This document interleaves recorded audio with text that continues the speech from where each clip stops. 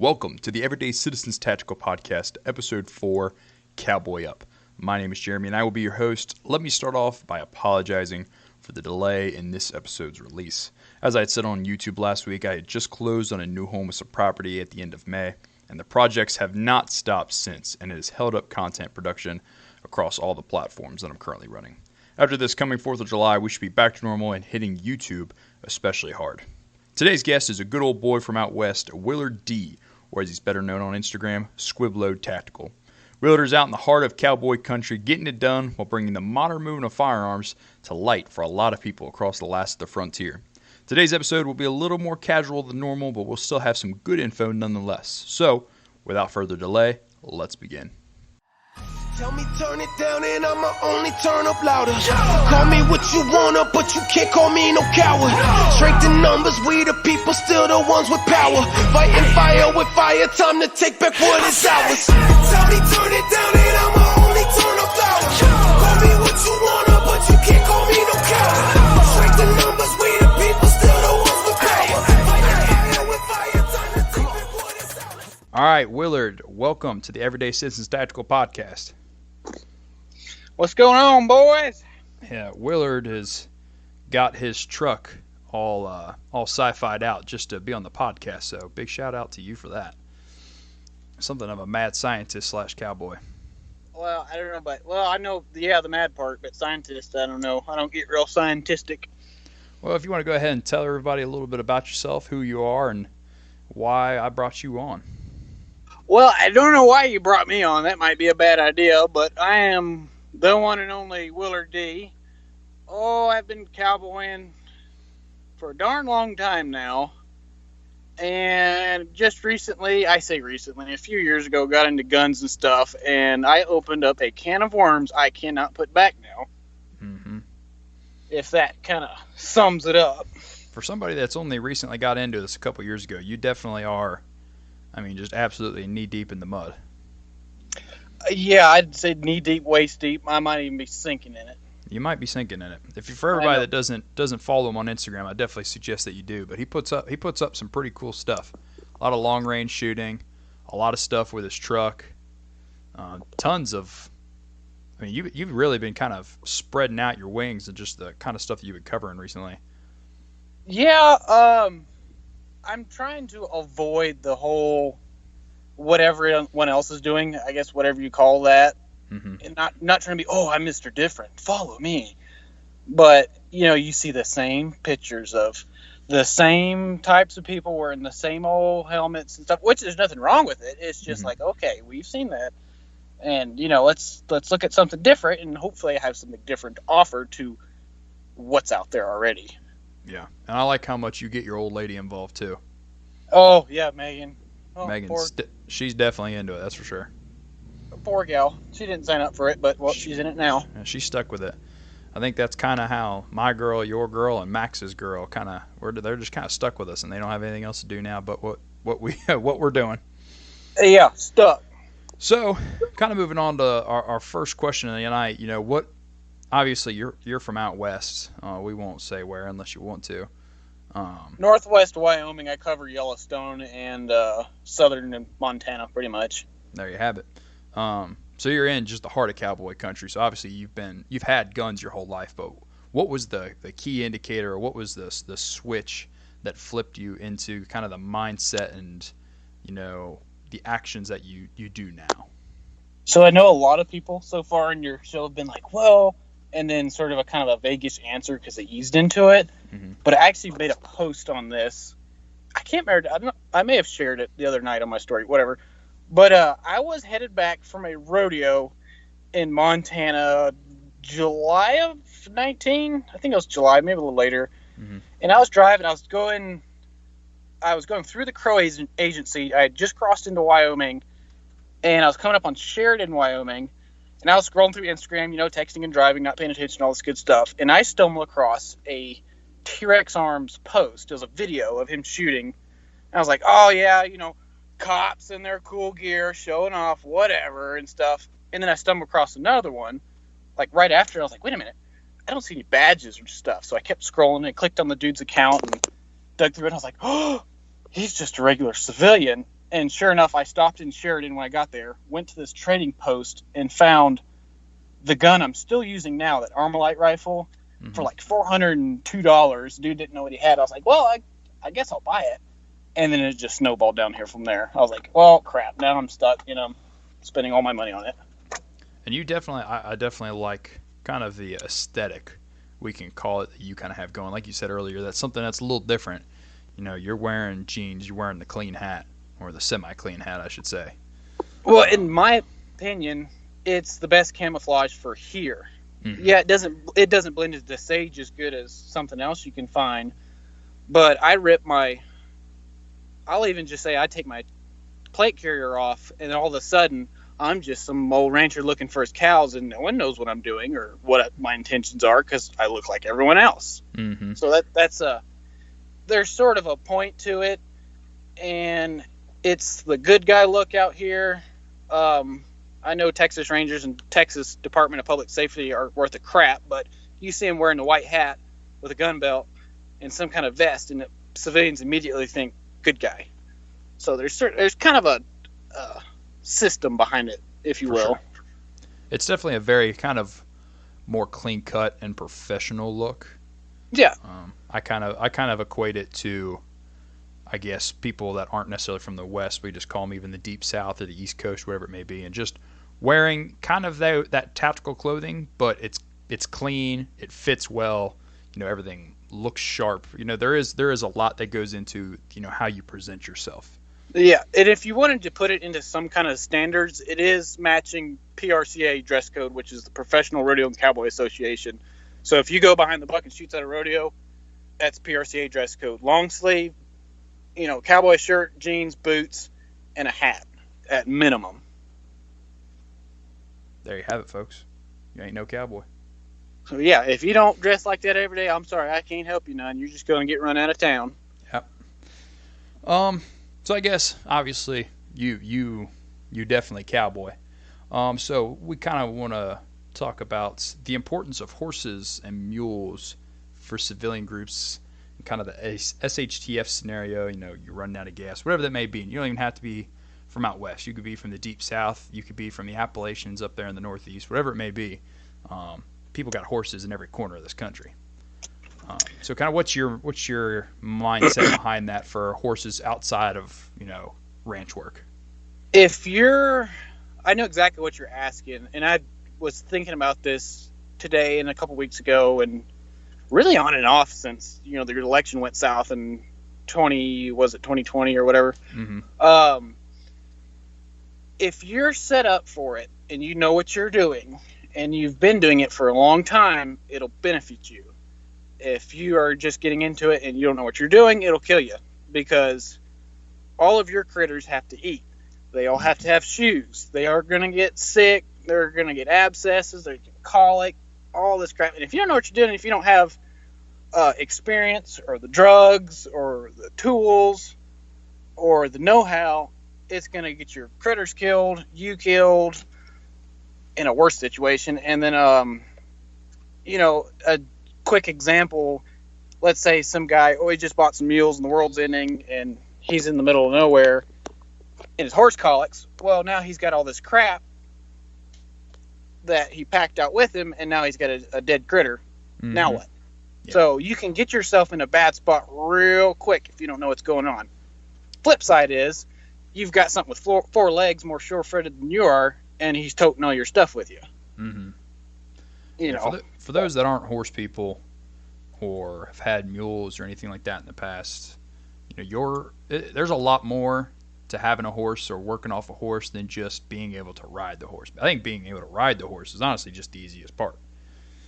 Yeah, to an extent. I guess it depends on what you're doing with the horse. Think that you come out to the Rafter D Ranch and we'll let you see. I guess I should clarify more. It depends on what kind of riding we're talking about.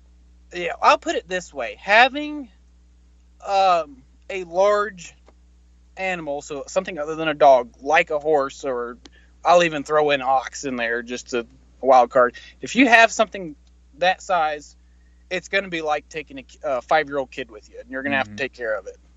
So, think about it that way. Because it's like what you talked about. You have to be able to identify when something's wrong with its hooves or if it gets an abscess. Do you know that you're not supposed to let your horse eat or drink, after a long hard work or a colic? And there's different things that go along with all that. And if you push your critter, as Willard likes to call them, critters, if you push them and continue to push them too hard, if they're hurt or they're sick or whatever, and you get on them and try to ride them real hard, they're either A, going to give out and die on you, or they're going to throw your ass because they don't want to ride, and then now you're hurt. Now it's just another situation. That's another thing is, if you're new to it and you're just, I want to buy a horse. Well, great, your heart's in the right place, but if you don't know what you're getting, you're going to get tossed pretty far. You get on a 4-year-old Hancock bred stud horse and you didn't know that. Well, now you got your neck broke. Yeah, you could definitely get seriously hurt on horses. And you don't even got to be doing anything crazy you could be very simply, just walking the trail. And your horse, for whatever reason, decides to act up, throws your ass down the holler. And now you got a bunch of broken ribs and a snap leg and face all busted up. It's a whole world. I could spend the whole night talking about it with gun broke and being, spooking in the woods or, even... It just keeps going on and on and on. I can't even... See, that's a whole nother field is gun breaking your horses. Being able to ride your horse, even riding your horse hard is one thing. Being able to operate and fire around your horse is a completely different ballgame. Yeah, and you got to get the right horse. You'll find that right horse out there, mentally, where it's like, okay, we're a team. We're about to go shoot some ATF agents and all of their dogs. You might get that horse that both of you are just like, you know what, screw this guy. I want to kick him. And you're like, yep, I want to shoot that horse right in the head and eat him. So it's just so many cans of worms I could bust open. But I'll leave it at this as far as the whole tactical plus horse thing goes. If you can find the right one that you're both a team, yeah, you're now a bigger target in a shootout, whatever you want to call it. But, I mean, heck, it'll make you move a whole lot quicker than you can on foot. And that's the other thing is you got to think about it from a low to no fuel perspective. Is it really worth it to travel to get water every day and use the fuel in the vehicle, or do you tie some 5-gallon jerry cans to the backside of your saddle and ride your horse to wherever your water source is? Well, it's like I told somebody today. I said, gas is $5, and if hay wasn't so expensive, I'd ride my horse. But so it's this weird trade-off. It's still expensive to travel right now, and I assume it's going to be the same issue if the gas turns off. Mm-hmm. Where are you going to get your hay? Yeah, sure, I could graze them out here, but, once this rain's done, I might not see rain till November. Well, that's the other thing I've been thinking a lot about lately is, yeah, I've got, some decent feed built up and whatnot, and, you could stockpile a lot of hay, but, depending on how long everything goes down, I mean, what's the plan after that? I mean, if you don't have, big pastures to graze horses, and, grazing horses obviously is different from down here in the South and then up there out west where you are. That you're from, what is it, Mississippi originally? Yeah, I was born in Mississippi, and I worked down there a bunch. You know how it is. Grass is completely different here than it is up there. Oh, yeah. It's bluegrass up there. Mm-hmm. Oh, I love the bluegrass. But if you don't have, 30, 40 acres to graze a couple horses on grass, they can't eat year round just on the pasture. Yeah, and yes, horse was the main transportation before gasoline was invented, and even when the trains were running. It is possible. I'm not going to say, wow, you can't do it. It's possible, but the world right now and the way everyone's raised up, you got a lot to learn, and even myself included. If I try to ride across the U.S., I'm going to be in for something to learn. Well, the U.S. and really just the world in general, except for a few corners of the world, everything is completely different than what it used to be. One, almost everybody used to be a true horseman back in the day. If you had a horse, you were probably a horseman of the sense. You knew everything there was about that horse, or your family's horses. And, there was a lot more resources available while traveling with your horse to sustain it. There was a lot more creeks, a lot more rivers. There's a lot more open fields and grass pastures and places to tie off your horse where they could graze temporarily for the night. We don't have that anymore. Well, I'll also tell you the biggest issue that no one sees except for any of these old farts around here is barbed wire. You can't get across this country now as half as fast as you could with barbed wire. Yeah, that's true. I remember watching a documentary a couple years ago that talked about, the invention of barbed wire and how it essentially cut off horse travel from one side of the country to the other. Oh yeah, they'd burn your house and your land and cut your barbed wire if you got caught with a barbed wire fence around your stock back then. Yeah, barbed wire definitely changes things. Not that I think everybody needs to be tracking halfway across the country, but if you got to do what you gotta do. And it's now the gold standard for marking your place, and Wyoming is a fence-out territory, so if you don't want something in there, you fence it out. Mm-hmm. And there's just no getting around barbed wire, and it's not a bad thing. Yeah, and the other part about it is that unless your horse is a traditional ranch horse or a work horse, your horse is, even like my horse is not built, or not built, I should say, not in shape to run operations 7 days a week if I just decided to saddle him up and start going around. Yeah, and I was just fixing to bring that up. If you wanted to bring your horse up or have a horse to the standards of the 1800s, you would have to essentially recreate a whole nother bloodline, because horses have gotten less and less in certain standards throughout the generations of horses. And horses the average horse used to be smaller than what they are now. But just like people. They were so much tougher back then than they are now. Oh, yeah. They didn't have Walmart back then, so they knew what they were doing. Mm-hmm. Yeah. That's the other thing is, as much as this podcast, we want to talk about horses and mules and how beneficial they are and whatnot. The reality is your horses and mules, except with a few exceptions, I said, are not built to do what we imagine them to do. Yeah, it's to sum up your original question, you're not going to get what you think out of it, what you saw in the movies. Mm-hmm. And if you do decide to go that way, you either need to know what you're doing and get after it, or stay away from it, because there's really no in between. It's kind of a all or nothing. And just like fuel, you kind of got to prioritize the capabilities of your horse or mules. Can your horse and mule run your operation 7 days a week? No. Can your horse ride you into town 2 to 3 days a week? Yes. Yeah. So you gotta realize that they're gonna have limits, just like we do. It's just like having hired help with you. It really is, except, hell, I have to argue that's even more expensive. Oh, yes, you can't find no one to work right now. Mm-mm. Especially as far north as you are. Oh, gosh. But I guess this kind of starts to bring us into our next kind of talking point is, self-sufficiency and food production, which reminds, I wanted to ask you, what kind of chickens did you get this year? Yes. I'm just curious. You smart ass. Oh, we got so Megan works at Tractor Supply a little bit, getting the discounts and the free leftover stuff, whatever. Mm. So we kind of grabbed a bunch when they were hatching out. We got a handful of Smoky Pearls, Golden Comets. I saw the comments. We got a little Banny in there somewhere. Oh shoot! I'm mentally digging through my chicken coop right now and kicking him out of the way. Hank's a big old something, our rooster. I can't remember what he is. And shoot, what are those other ones? I'm drawing blank on it right now. One of them's feather-footed. But yeah, you got ducks too, didn't you? Oh yeah, we got picked up 5 mallards recently. They'll probably be put in the freezer. There's one white generic domesticated duck. I don't even know what that thing's called. That was gonna be my next question. Are these chickens and ducks, are they gonna be egg layers, or are these supposed to be meat birds?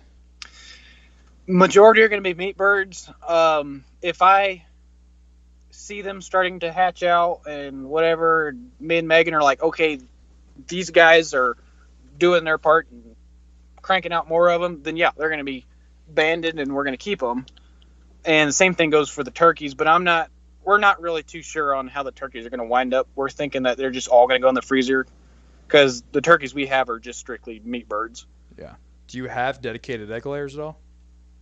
We don't know. It's still kind of too early to tell right now. Oh, so you don't have other flocks already established?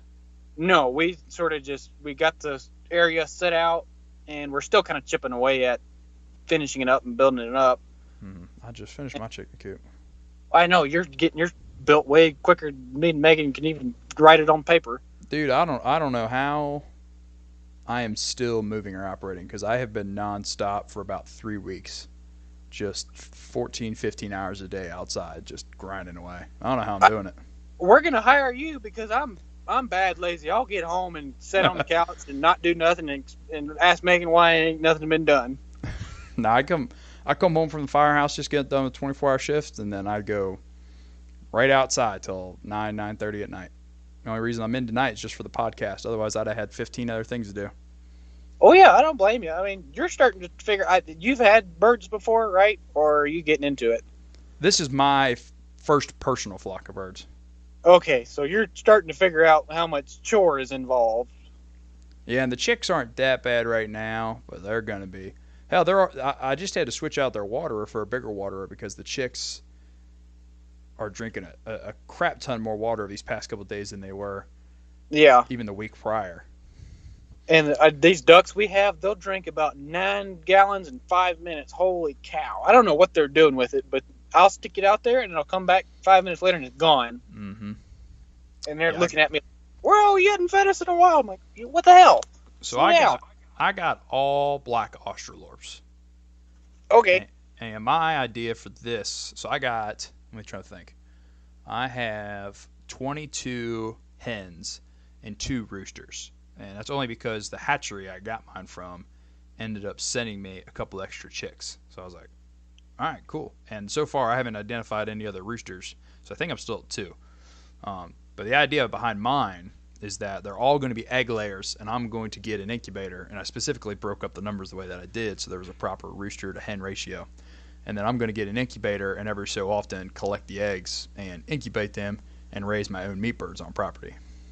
Yeah, you'll be set on chicken with that. It'll be everything in life you do pay for in one way or the other. You'll pay for it in work, but you don't have to pay the retarded dollar for it.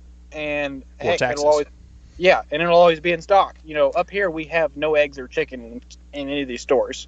Well, that was going to be one of the things I was going to talk about, and this is kind of goes into the self-sufficiency and food production point originally. Is there's already corners of the country that are starting to see a lack thereof or complete loss of poultry-related products. I think to anybody that pays attention, it's not a shock that come probably August, September at the latest, we're going to start. The entire country will feel the effects of the poultry market just being kaput. Yeah, well, they've already burnt down 2 more egg processors or something. Dude, we had in the county over from me today, we have this giant food processing plant that is centered all around organic food. It's one of the biggest ones on the East Coast. It caught fire today.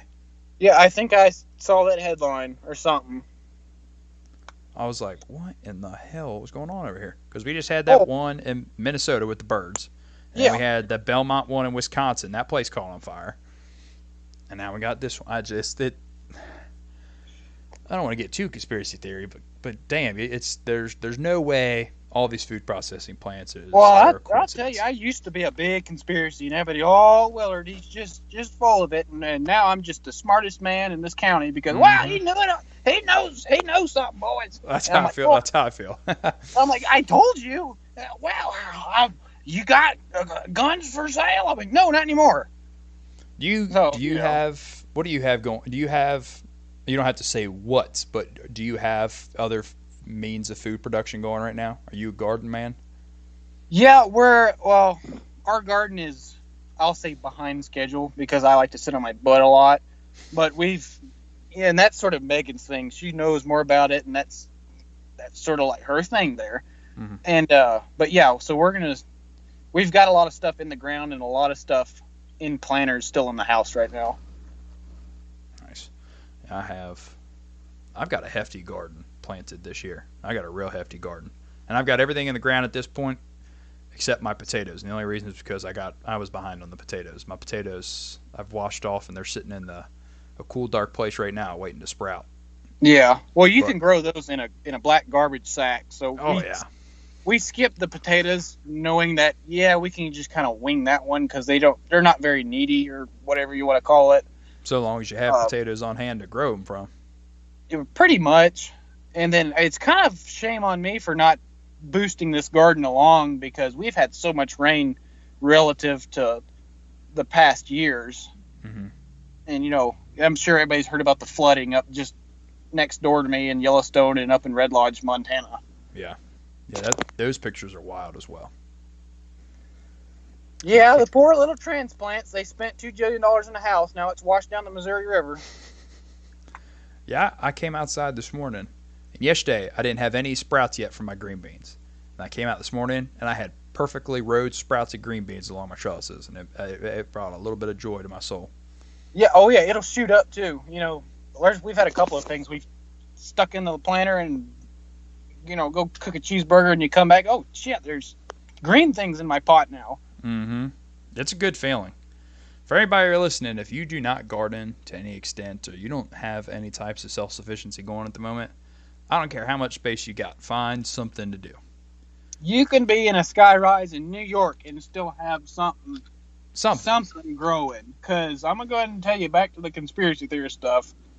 If you hadn't noticed, the food shortage freight train is coming. The crossing lights are blinking, gates down, signals are on, and it's headed our way quick, fast, and in a hurry. Mm-hmm. The big thing that I don't think people realize, because people keep saying like, oh, we're fine here in the U.S. Yeah, things are expensive, but we don't have political conflict or this or that or blah blah blah. People don't realize how much we import into this country, and that the more global conflicts that arise and the more that happens overseas, the worse it's going to get for us.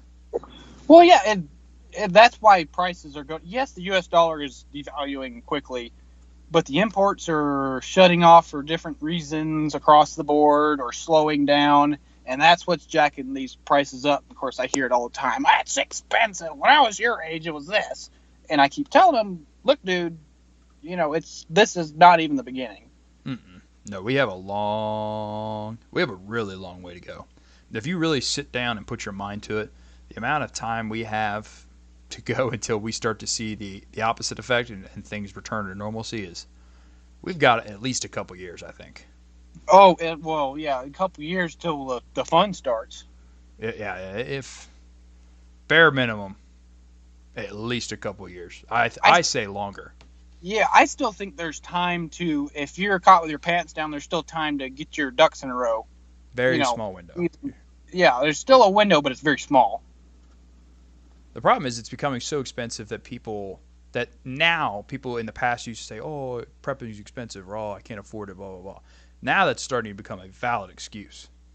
Yeah. Oh, shoot. If I would know now what I knew in 2018 when I was rodeoing, I would have sold my saddle, chaps, halter, and everything and just dumped everything into guns and ammo and gotten the kickstart in that department so that right now I could be channeling more funding towards food-related products. Mm-hmm. Yeah, I say self-sustaining products. I wish I would have been able to move into my house a lot sooner because I got out of the Marine Corps in 2020 and I lived in an apartment back-to-back years because that's just what I had to do. I couldn't get into a house, and the housing market sucked. And this time I just finally pulled the trigger and I was like, it's got to get done. Yeah, well, who knows what housing's going to do? It's either going to go, the materials catch up and it explodes bigger, or the whole world crashes, one or the other. Or both. Yeah, or both. Because I'm fixing to get into some construction here soon to combat gas prices right now. Mm-hmm. Speaking of critters, I'm watching a critter crawl across my ceiling right now. I'm pointing my bread at my water bottle in the driver's seat. We're a bunch of dumbasses. I was probably looking at this is Cody, Wyoming. A cop just passed, and he was like, "Nice gun." Yeah, it's a different world out there. It is a completely different world out west than it is in any other corner of this country. Oh, it cracks me up because I get, tourist town. I see a lot of people come through here, and I don't hardly ever open carry anywhere else in the U.S. because of obvious reasons that have been discussed all over the place. But I open carry here because people from all over come and they go, oh, is that real? And I say, yes. And they go, oh, do you need a license? I said, a license? I got a driver's license. And they just, oh, and then they walk away. And I do that to let you know, hey, you are in this county. If you even think about moving here, just know bullets fly all over this town and it's totally legal. Lucky. And so it's just kind of like a, let you know where you are. And there's no one's going to shoot up anything in this town. There's no danger of that. Mm-hmm. I know it can happen anywhere, and I'm aware of that. I don't let my situational awareness drop any, but it's one of the very few open carry excuse towns that you can do that, and it's, as far as the gun world terms go, is still acceptable, which I don't go by any gun world or gun community crap. I think it's all dumb, but you kind of get what I'm saying there as far as why I open carry in this town. Yeah. I open carry from time to time, even down here in Kentucky. I don't really care. Like today, I got done with 6 or 7 hours worth of yard work right off the bat in the morning. If I leave the walls of my house at the minimum, I've always got my gun on me, so I just carry outside the waistband because it's more comfortable to work in. And I didn't feel like changing, so I just went into town open carrying. I don't really care. There's this one time we got done branding cows and pulled into Walmart, jumped out of the truck. I still had my stovetop boots, spurs. I just was able to rip my chaps off. Gun belts, bullets strung all up and down these guns and belts. And I had 2 pistols. Still had my hat covered in cow shit and mud. And I walked into Walmart to go shopping. And that is still a normal sight here. Mm-hmm. And this dude, one of the I just moved here from Oregon guys, is like, you can have that? I said, yeah. Like, you retard? And he goes, oh, it's just the greatest thing. Runs off. A week later, I'm somewhere else in town. I see the dude, and he's got 2 Springfield 1911 stuffed backwards in his breeches and leather holsters, and he just thought that's the greatest thing in the world.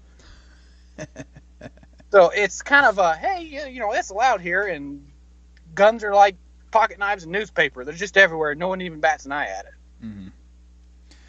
So, and that kind of brings it into the next part of, I know you don't identify with the community, but what kind of thought process do you have behind as far as building a community and involvement with your community, and only disclose what you want?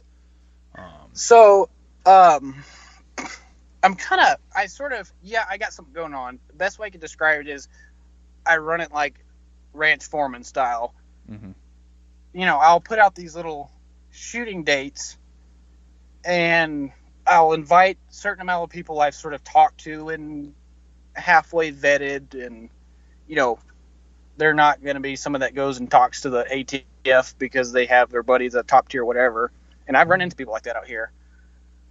And I got this shooting day coming up. If they show up when they say they show up, okay, I'm going to put you in our little group chat, and if you want BS, and then that's where I post my other shootings, hangouts, whatever. So it's kind of a tight-knit, close group, but at the same time, if I see somebody that's like, okay, I could get along with this dude, then I'm going to sort of advertise that to them.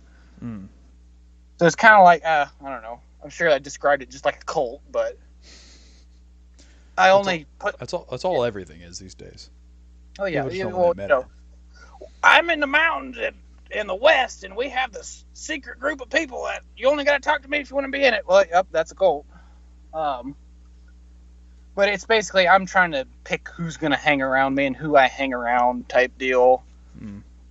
And it even boils down to, are you going to have a negligent discharge? Well, then maybe I'm not going to say, oh, come shoot with us again. But at the same time, I tell a lot of people I have 3 sets of L210s. This is what an L210 is. I have a rifle with all these crap on it. I can see in the dark, and I throw that out there to these FUDs. And so there's sort of two sides to that coin. There's the public, and then there's the I'm not going to put just anybody around me. Mm-hmm. So, and you do, you brought up your one of your guns there. You do a lot of, I would say, long range shooting with a lot of your guys. You want to talk about that at all? Because I mean, really, guys like me from the South and the Midwest and whatnot, a lot of us don't really know what long range shooting is because we got so many damn trees everywhere. But you guys have tons of open space. It's funny you say that because I do not consider myself a long range guy at all. I actually bumped into Phil Vallejo. How do you say? I can't remember how to say his last name. The modern day sniper guy. Mm-hmm. He hangs around here, and I bumped into him the other day, and I was straight up telling him, I was like, I have no idea what I'm doing past 50 yards. He's like, oh, let's do a range day one of these days and figure it out. But then again, everywhere you look in Wyoming is 10 miles away, so you sort of acquire a longer range eyeball for it. Because I only take my AR out to 50 yards or something, and if they're any further than that, then I'll just release the Claymore Roombas and plug my ears. So you don't normally. It seems like in a lot of your videos you do more long range shooting. The stuff you're seeing with like that Savage 10 I got or my M14, I'm experimenting in those videos, like playing with holdovers with cheaper ammo so I can burn through more rounds. I had a buddy of mine give me like a rough dope sheet on some of my stuff. Is when it comes to windage, I don't know what the hell I'm doing. I just, the wind's going that way, I'll point my gun this way. There you have it, folks. Social media is deceiving.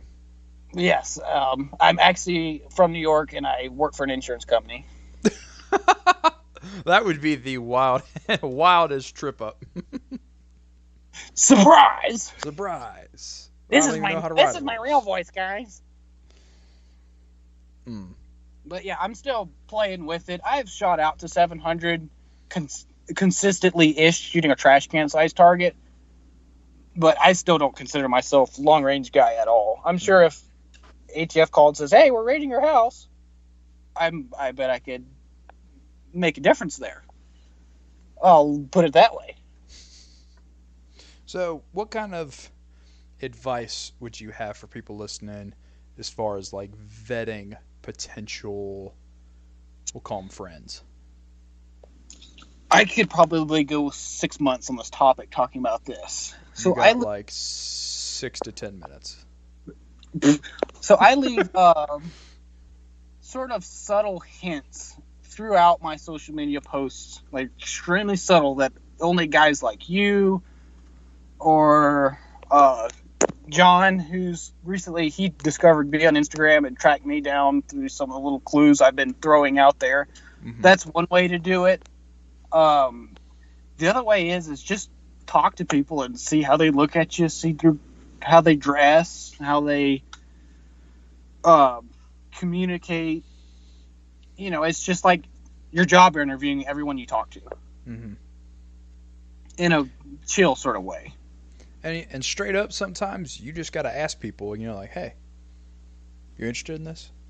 Yeah, or sometimes I'll throw the Trump card out there and be like, yeah, they cheated on the election. And usually that could get the ball rolling in the general direction, with somebody that will pique my interest, will be like, well, Trump did ban bump stocks. And I'm like, okay, you know what you're talking about.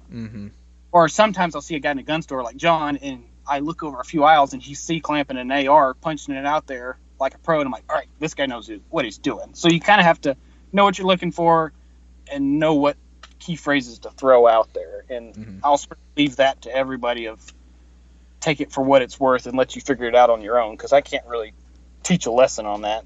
Yeah. For those listening, unless somebody, if you're a person that has somewhat of a following, like I used to have before Instagram decided to ban me on everything, if you're someone that has somewhat of a following on social media, or you're someone like that, it's easy to recruit people if people just straight up message you like, hey, I want to train with the group of guys you post about. That's easy. But for people in your normal everyday life, it's a process. It's not a one-time conversation thing. You kind of got to feel them out over a period of time and let that ball kind of roll. And sometimes it happens sooner than others. Yeah, usually it takes me like 3 to 6 weeks before I'm like, all right, yeah, we're going to be over here on this day. And I'm going to go ahead and tell you, if you message me on Instagram, let's go shoot, bro, I'm going to block, delete, report as spam because 100% of the time that's a bad outcome. Let's see. I've recruited a couple people that have messaged me on Instagram, and they've worked out really well. I don't think I've had anybody not work out well that's messaged me on Instagram. Well, you're just like you're General Lee over there. Who would not want to train with you? I am but a man. But yeah, so like especially with work, you kind of got to be careful how you word things and what direction you take things, because if something goes wrong, like if you start to feel them out and you're like, I think this guy's into it, and then you kind of let loose a little too much information one day, they could be like, ooh, this guy's crazy. And now you have to work with that guy every day, and then maybe one day he fucking tells on he tells on you, whatever it may be. That's the big thing, and I'll throw a little secret out there that absolutely no one knows about me on the Instagram world is I work a little few days at a gun store and now I know absolutely everything about this county, and that's how I was able to sort of see who all is in my area, and I use this whole thing as a sort of a, I guess you could say a recon. I hate that word now because it's been ruined. It's been a recce. I worked there behind the gun counter, and now I know everybody, everything. I know who all the Fed snitches are. So that's something maybe if you're in that opportunity where you might could do something like that, that's probably going to be a massive benefit. That, a cigar shop, or like a barber shop. Mm-hmm. Barber shops are a little golden spot if you have a good old-fashioned barber shop. Yeah, well, that's what this gun store is. If anything happens in this county worth knowing about, they're going to run straight to the gun counter and they're going to tell me about it. I've even had come in and say, if you heard anything about this, and it's either, yeah, he's in his blue car and he's going the underway, or it's, nope, I hadn't heard it. So you'll learn a lot working behind some kind of a man cave style gun counter. Mm-hmm. Doesn't have to be a gun store, but something like that, and you will learn, because these old farts have nothing to do but tell you stuff. Mm-hmm. And they like talking. That's for sure. They like to make They like to make you think that they know everything going on. Oh yeah, it's good stuff when they got information they think you don't have. Mm-hmm. And you kind of get and sometimes you can kind of filter through the lies or the deception or the bull crap. And I have a really good idea of who my gun hustlers and information hustlers are that are going to blow stuff up. And I'm like, okay, well, I read through the lines and someone crashed their car in a creek. Mm-hmm. So, but yeah, that's been my bread and butter as far as gathering people and information, is working a little time here at this gun store. And holy cow, you can't Google the amount of stuff I figured out in the past few months. And that's another thing to bring up is information through contacts. Not everybody you talk to that you may hit off well, you necessarily need to recruit. Sometimes it's nice to leave those nesting eggs in a few places and let them feed you information. Oh, yeah. And there's a certain high-profile person, I'm not going to say, his contracted employee is someone I know really well, and he will shoot me a DM through our top secret communications application. And, stuff like that, I picked it up from the gun store. That and the Freedom of Information Act is where I have gotten absolutely everything. There's definitely a lot of information to be gotten from that, that's for sure. Oh, yeah. I can run a background check better than any FBI agency out there. You've got quite the nice tech setup, just in general. Well, I have an obsession with information, and I have an obsession with things I'm not supposed to have. I'll put it that way. I think everybody does. If you put as much work into getting information as you did your garden, you'd be a... Oh, I'd have 900 bales of cotton set up right now, and you can't grow cotton in Wyoming. So, let's kind of talk about how should I say this? Well, we'll talk about this one first. How does cowboying, kind of apply to some of the things we've talked about today? Not necessarily in the angle of let's convince everybody to go become cowboys, But, what are some similar applications that comes into that? What are some skills that have carried over from that other people may want to learn, so on and so forth? Being tough. As far as people in the gun community go, it's very rare when I meet someone who's tough. That'll beat your ass in the rain kind of tough. And that's, people always ask, well, if I do this, does it make me a cowboy? And I just, well, yeah, or I'll just, not answer it. Because the answer is no. If you want to be cowboy, and yes, it does require cows because it's literally in the name. And you got to be darn tough and reasonable and smart. Because what cowboying is taking a bunch of cows that are going to beat your ass all day and turning a profit for the boss so you can get a paycheck in return. So it requires brains and just being able to take it. And stop asking people if you're a cowboy. Oh gosh, you have no idea. Either say you're a damn cowboy or be quiet.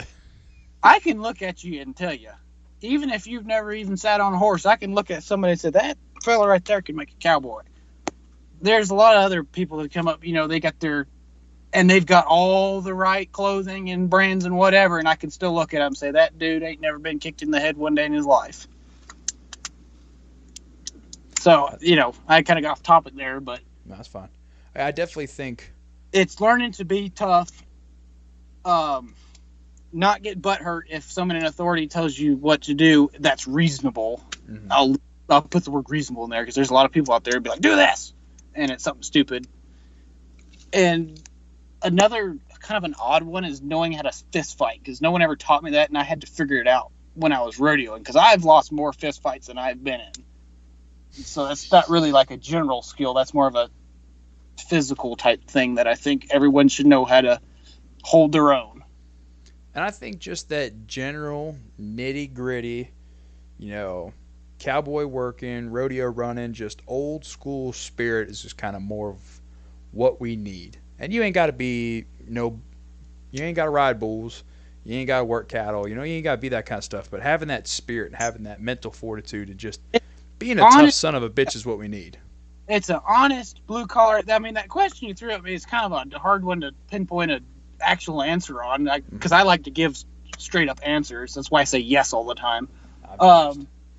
Yes, but now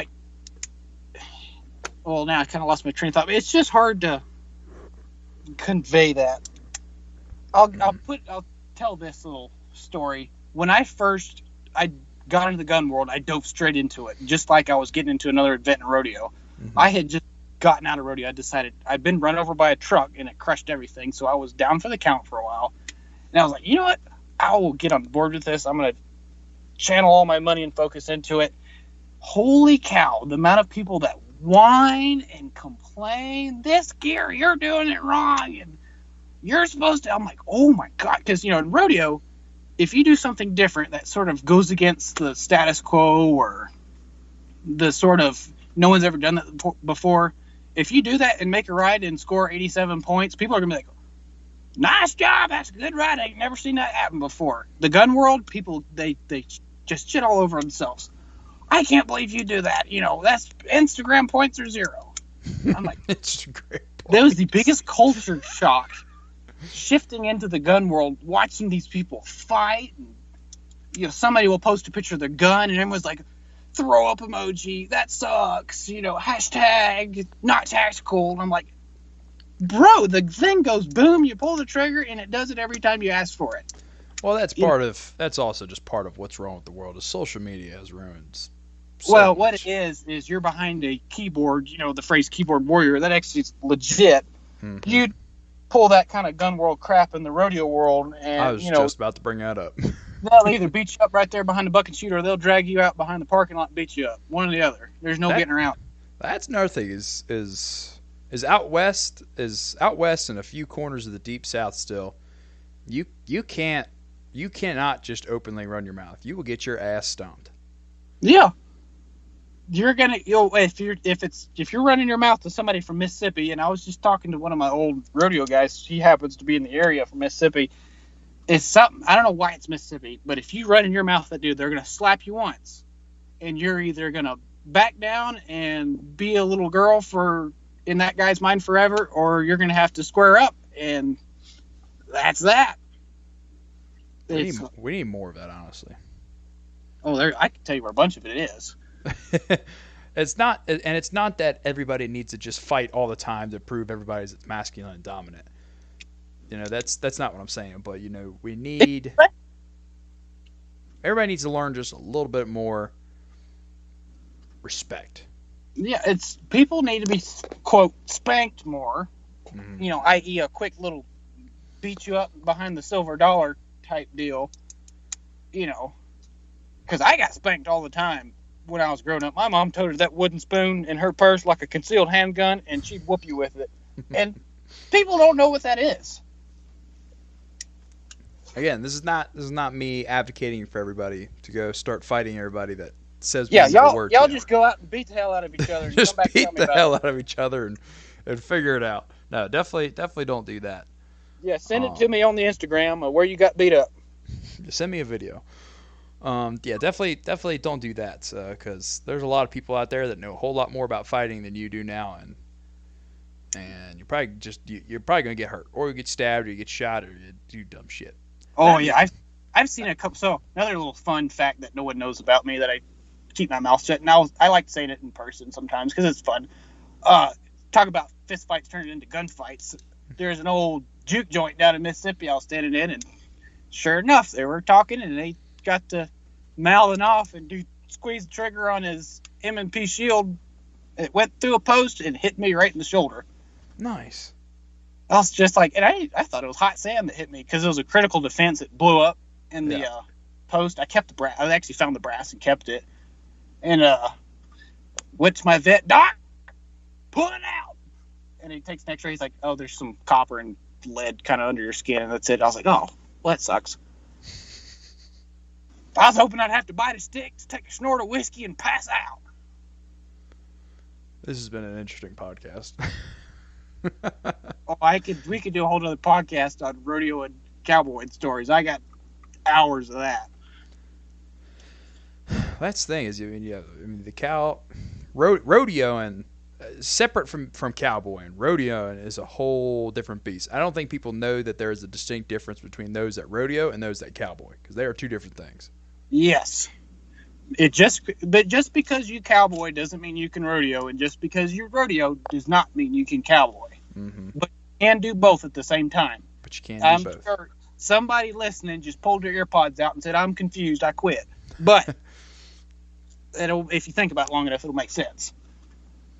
I've heard the expression in the past that no smart cowboy wants to rodeo, but every rodeo wants to cowboy. Yeah, you can think about it like that too. Because I did both. I've traveled, let's see, my odometer right now is 324,000 miles. And, damn. Me and my boss calculated up my saddle mileage the other day. Or not the other day, it's like the other month. And I've got about 13,000 miles in the saddle right now. I need to get me a saddle with a speedometer, an odometer on it. Well, you got to know exactly. You've done this a lot of ciphering, and I don't cipher. Oh. I'm just wearing you out tonight. I'm tired as hell as it is. That's the thing is my mind is just fried for this podcast, and so I'll throw this in there because I just thought of this. Let's hear it. And I told some other, I'll call him a gunfighter. I don't know if he's ever been shot at or shot back. Maybe he has. One of the best things rodeo can teach you and transfer over into the gun world is, one, you will learn to think in a very high stressful situation / environment. I rode saddle broncs and a little bit of bulls.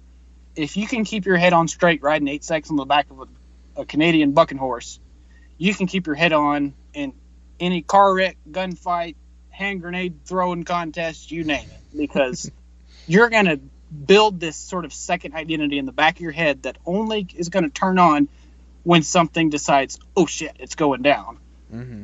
And then the second part is rodeo cowboys or your rough stock guys, they have a spur board or a barrel. And what that is, you put your saddle or your rigging on a spur board and you pretend you're riding that horse. You spur it out you're visually at the NFR grinding it down, or the bull riders, they're on that barrel at the PBR in their mind and get it. Well, that's the exact same thing as dry fire. I dry fire like the same way I did when I was on the spur board. Mm-hmm. Those are the two things that'll, if you're like, I'm going to go all out, I'm going to be the best gun guy in the world, well, let's try your hand on getting on a saddle bronc course. Because if you can learn to keep your head straight on that, if you start hearing rounds busting off out in Walmart somewhere, that little you that you've developed while riding saddle broncs is going to turn on, take over, and you're going to have every clear thought in your head, be able to make good decisions, and just go after it without having tunnel vision. Mm-hmm. I'm sure you're going to have some kind of tunnel vision, but you will get rid of all of that panic, oh shit, shaky hands if you rodeo. That's the thing is you'll be amazed how being in certain situations, high stress situations, carry over to other completely unrelated situations. Oh yeah, you can that stuff really does carry over well if you're somebody who handles it well to begin with. I call it building a high stress personality, because when the guy in front of me, his horse is turning out, my saddle's pulled, I got my vest on, zipped up, chaps are sucked down, hat sucked down, but people are still talking to me. I can still talk, and my horse might be kicking the shit out of the buck and shoot, but you're building this personality that comes out when it's about to be game on or is game on. Mm-hmm. If that makes sense. I kind of may have started to sound like a rambling, but I kind of have to show you, or you have to experience to really see what I'm talking about. Mm-hmm. Well, yeah. What other kind of little talking points you got? Anything? Drink lots of beer and snort plenty of snuff, boys. Well, that's one way to live. I do not suggest doing that. Yeah, no. Well, you should stockpile on that, because everyone has an addiction, and if it disappears from the store, they're going to pay it for it. I take that back. Everybody can drink beer. Beer will be all right. You'll be all right with some beer in you. Yeah, get you some of that Coors. Well, not Coors. Yeah, Coors Snub Bottle Short 1931 pan bottle banquet beer. I got a question for you. Yeah. It's completely unrelated to anything gun or tactics related. Me and my dad were talking about it the other day. It seems like the younger generation of folks, like people like our age, at least out here in a lot of like urban areas, people don't like to just drink beer anymore. People like to drink like just a ton of vodka and tequila and stuff, like just straight hard liquors. Is it like that out west, or people are still beer drinkers out there? It's pretty much all beer. But whiskey probably too. I've seen that a lot, and I think it's just a money thing. People find it the cheapest way to get drunk and all that stuff. And that just sort of comes and goes. I've been to every stitch corner of this country, and there's just little pockets of who likes to drink what. Like out here, it's all beer and some stout ass moonshine that you could put in your lawnmower and cut 3 hay fields with. So I guess it's a closing kind of talking point we can talk about here is what advice do you have for people that are looking to get into horses or mules in the near future, given everything that's going on? What is some key points you would tell everybody so they don't kill themselves? They need to find somebody. A mentor. Or some kind of somebody that already knows what they're doing. Preferably somebody that's got a lot of scars on their fingers and that doesn't swear. If you find somebody that's just like, F this, F that, wow, going on and on, that's going to be a red flag, because I'm out. For various different reasons. It's not, if they cuss, they're going to treat you like this. Well, it's just something you should just be aware of. Like when I started learning to really what it means to be a cowboy, I had a guy who's a runner of I shouldn't say his ranch name, but he was a retired bull rider, laid brick, and he said, if you want to work for me, you can come lay brick, and when it's time to ride, you're going to learn how to ride. But he never, was dishonest, real clean guy and stuff like that, and had never drank a drop in his life or did any kind of drugs. But he was rough as nails. So you want to find you somebody like that. Mm-hmm.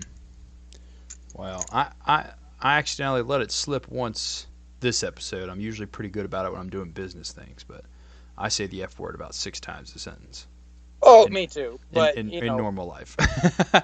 if you talk to me outside of me recording a podcast episode or recording a YouTube video, I say the F word just every other word. Oh, I say it like it's gonna be banned by Joe Biden next week, but you know, that's just a certain little just key thing. You know, I'm sure if they, you know, you use some of those words just to kind of lighten the mood, use your own judgment, but that's a red flag I have noticed. Whenever I talk to some of these foremans or ranches before I work, if they're talking to me in a certain way, then maybe I'm going to go find somewhere else. Mm-hmm.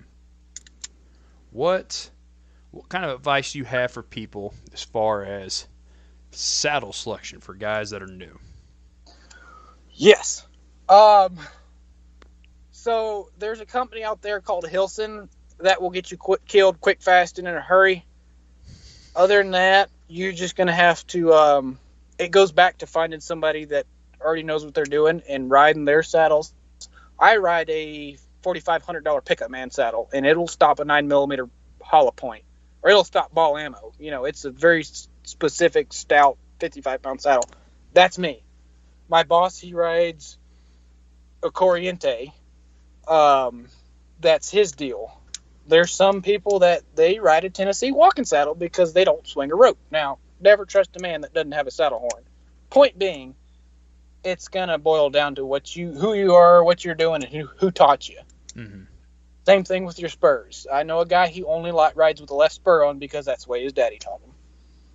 And if you're a person that is not about to go work a ranch all day, you ain't got to buy a $4,500 saddle. If your plan is to just ride trails and throw some saddlebags on and have at it, you can get a $500 saddle. Yeah, and if that $500 saddle, there's nothing wrong with that. Chances are, the more you ride it, the more you're going to look into a $1,000 saddle. Yeah. Or $2,500 saddle. Been there. And so on. And then you might trade a fancy gun for a $3,500 saddle. I definitely need I need a saddle upgrade really badly right now, actually. Because, I mean, yeah, I've got 13,000 miles in saddle. I've only burned up 3 saddles. And there's a reason I've only burned up 3 saddles, is because I had some good quality stuff. And, yeah, my knees, I can't hardly stand after 10 hours. But I still have a set of knees because I, blew all my money on a saddle. Because that's your life when you're out there cowboying. I mean, it's like having a car. If you don't have a good car, you're not going to go places. Yeah, I desperately need to upgrade my saddle right now. I've been putting that off for a while because I just can't justify putting money towards it in comparison to everything else. You probably can get a whole lot more use out of your current saddle that I've seen than you think. Oh, for sure. My saddle does exactly what it needs to do. It keeps me on my horse, and it carries my saddlebags. That's the thing about cowboying. If it gets the job done, it don't make a difference if it's made out of bale and twine or duct tape. If it gets the job done and you can complete what you have been told to do, it doesn't matter.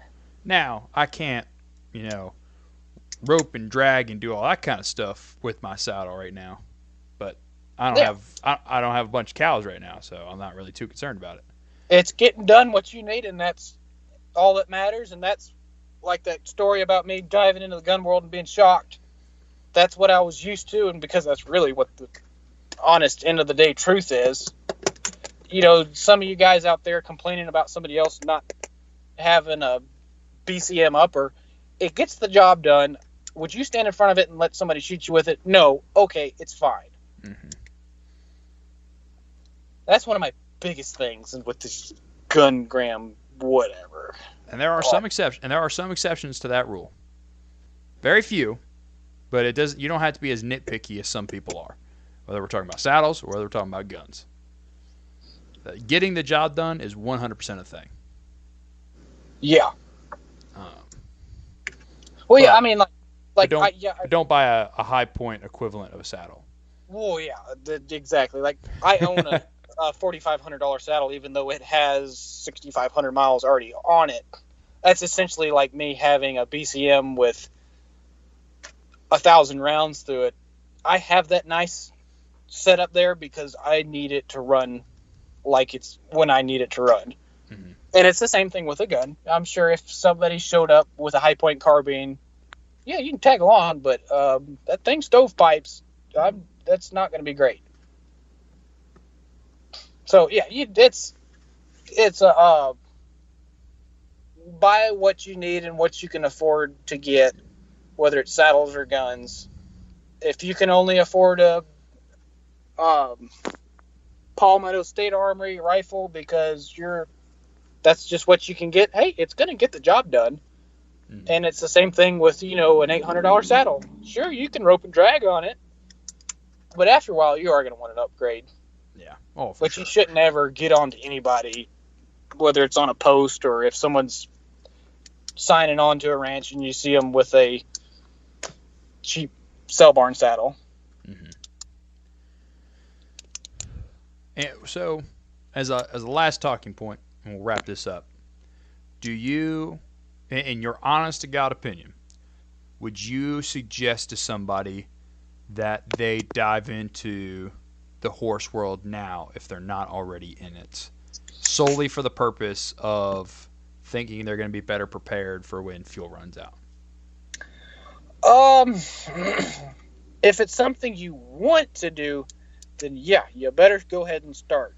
Mhm. If you even have a stitch of you that's like, I don't want to deal with that extra chore / responsibility, start thinking about a different way to get ready for that fuel shortage, whatever, EMP attack if you want to go into the other way. Mhm. Because it can, even for experienced horse people, if hay runs out, you're screwed. Mhm. Up here. Down there, I mean, you guys can get 9 or 10 cuts out of a hayfield. Yeah, that's probably a big number, but up Well- here, we might get 2 or 3 cuts, and that's a big deal. Well, you say that, but it's all fine and dandy to be able to grow plenty of hay. But if people can't afford fuel to put in tractors and balers, or I can't afford fuel to go pick up hay, that's a whole different ballpark. Yeah, well, they did. So the hay harvesting thing goes back to horses were around before cars, so how hard can it be? They still cut hay back.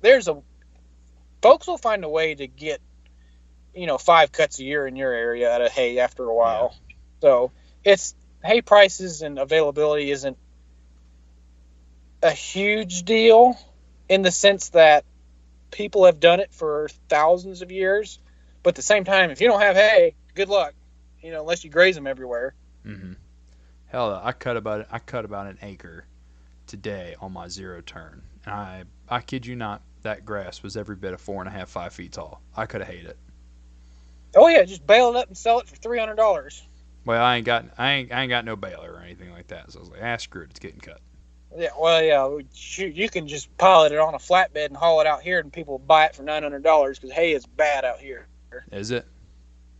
Let's see. Megan bought 2 tons the other day of small squares, and it was $525. Shoo. Down there, you'd probably pay $35. Mm-hmm. What's round bales going for up there right now? In the state of Mississippi, last I checked, when I talked to the boss man, it was for a roll of some good alfalfa, $40 for 1 ton. Well, I meant, like, what is it up in Montana right now? Oh, expensive. It's like gas prices. It's kind of depending on who you get it from. Mm-hmm. I'm going to say a 1 ton roll is maybe about $400 for alfalfa. $400? Yeah, mid-grade grass might run you into the 2 to the high 300s. What? Yeah. Holy crap. I'm hoping some of that flood washes down here in these hay fields because maybe we can get another cut and drop the price maybe $2 or something because it's hurting. Wow, I had no idea hay prices were that high up there. Oh, it's jacked up. And I thought about, calling the boss men and, hey, hook your trailers up, load up the flatbeds, get the 18-wheelers running, and let's haul it. And then gas jumped to $5. Mm-hmm. So, that's crazy. Gas is bad. Well, I'll ride my horse. Well, hay's bad. Well, I'll just build a steam engine. Well, coal's expensive. Well, I'll burn wood in a steam engine. Well, lumber's been up since 2020. So there's just no cheap way to travel right now. There really isn't. I know I'm hurting. Oh, yeah. and gas is around the board, it's kind of the same price, but hay is horrible up here. Yeah, that's crazy. I could not imagine hay prices being that high down here. Oh, if hay God. prices get that high down here, something horrible has gone wrong. Yeah, you'll find out a way to shell it out like, some of us do, but it's not great. And it's been, 2020, it was like 127 for premium grass, I think. And see, even that's high compared to here. Ugh. Yeah, and I remember that too, because it was 15 in Mississippi at that same time, and I thought about pulling that same Smokey and the Bandit stunt, hauling it up here, but then I decided to make a turn and head back south and do some more other fun activities. So how many horses do you have right now? Technically, I have none, but Megan has all of them.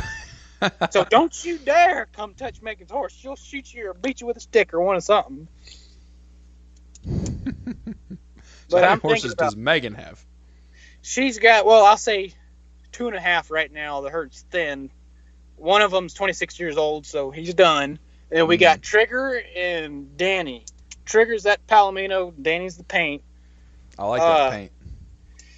Well, if something thinks it's going to get him, he just rolls over and dies. He just, that's it. The world's ending. I'll just put my feet in the air and I'll just die right here. Like, he doesn't even buck or fart. He's too fat. Trigger, you show him my M14, he snorts, blows, and farts and tries to run away. Damn, man, you're struggling up there right now. Oh, gosh. Next thing you know, the mountain's going to fall down and we're not going to have shade in the wintertime. But I'm thinking about having 2 horses from the boss man shipped up here, and I'll buy them from him. And I'm debating that route right now. So you better do it sooner than later. Well, I've got one of the vet I worked for down there. He's headed up here anyway, so I may see if he's willing to haul a trailer, which he's not disinclined to it. Then I'll call him up and say, "Boss, sell them to me for $300." Are they broke?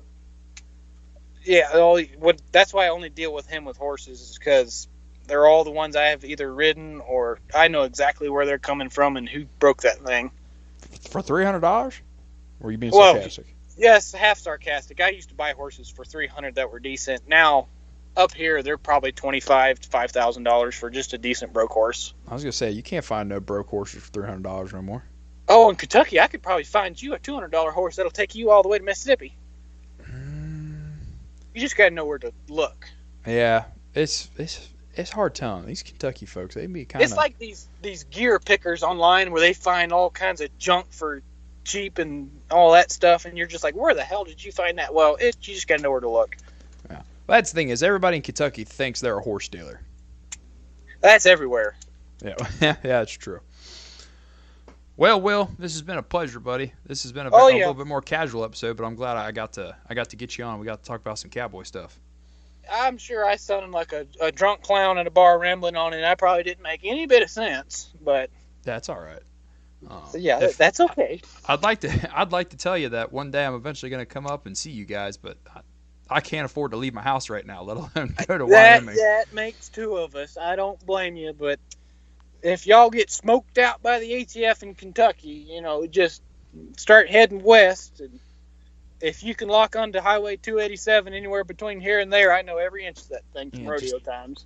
Just pony a horse on down there, and I'll hop on and we'll get after it. Yeah, just pony out a horse, just like that. Oh, sure, yeah, I just pony him right out. No problem, just like them Westerns. All right, buddy, you want to give any shout-outs? Oh, if I shouted out my window, people think I'm drunk. Someone might shoot at me. I kind of mentioned all the accounts that that got me into this. Lucas Botkin and his whole shooting match of posse members he's got down there. I have combed over every one of those videos, and that's how I learned how to shoot these AR guns. Mm-hmm. The guys like Milspec and Grand Thumb, and actually John Lovell followed me and messaged me the other day about the same type of topic. all Really? those guys that I gotta give them credit for all this. Nice. Especially John Lovell being such like a good, like, clean. If there's drama going on, I could just go click on his page and it's like a breath of fresh air. Mm-hmm. But yeah, that, and then all the people I'd want to give a shout out to are on classified terms, and I'm not going to put crosshairs on them, if that makes sense. That's just fine and dandy. So I give a shout out. I'll give a couple shout outs. Shout out to Max and Dave at the Undesirable Individuals and then the Polar Connection, as always, for helping me get my podcast started. And they keep releasing a few episodes here and there. So give them a listen. If you go listen to the Undesirable Individuals podcast, Max and Tanner they ramble, but it's a good listen. And then a shout out to a newer podcast, the Descent into Liberty, I believe that's what it's called. Let me check Descent into Liberty podcast. He only has a couple episodes out so far, but he's got pretty good podcast going so far. And I guess I do got to give Seaburn Art a big massive credit / shout out, because when they did their art and then got canned and then reposted that art they did to me, like, the floodgates open. You're a cowboy, please validate my gun, and that cracked me up. By the time this podcast is out, hopefully I have my personal page back up and running, which I will post on a lot more. I kind of hold back on posting on the business page because I don't want it to be just like a self-blog in a sense. I kind of want to leave it business related, but hopefully I have, by the time this episode comes out, which will be this coming Monday, which is 16, 17, 18, 19, Monday the 20th, June 20th. Hopefully I have my personal page back up, and I'll have homesteading stuff up on there. I'll have all the stuff and highlights from training with my guys and information and all that kind of stuff. So I don't know what the title of that page will be yet, but I'm sure you can go to the Everyday Sense Tactical page and find some sort of link to that. Yeah, I'm hoping to get up doing some lives with different people once tourists thin out and I can get, and the cell phone towers aren't bogged down again. Doing some with you and Pastor and Sam, even though he's right down the road, and Dusty and all them. Mm-hmm. So, all that good stuff. Awesome.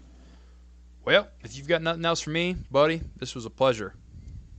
Yes, sir, boss. All right, guys. That's nice. Oh, did you have something to say? Oh, no, I was just saying it's been nice, and I'm pretty sure this is the first time we've actually talked other than, like, Snapchat texting. I think it technically is. I mean, we Snapchat on a normal basis, but there may have only been one or two other occasions where we have, like, talk like this. Yeah, so you boys out there, watch your top knot. You probably have no idea what that means, but I'll leave you with that. All right, guys, that is the end of episode 4 of the Everyday Citizens Tactical Podcast, Cowboy Up.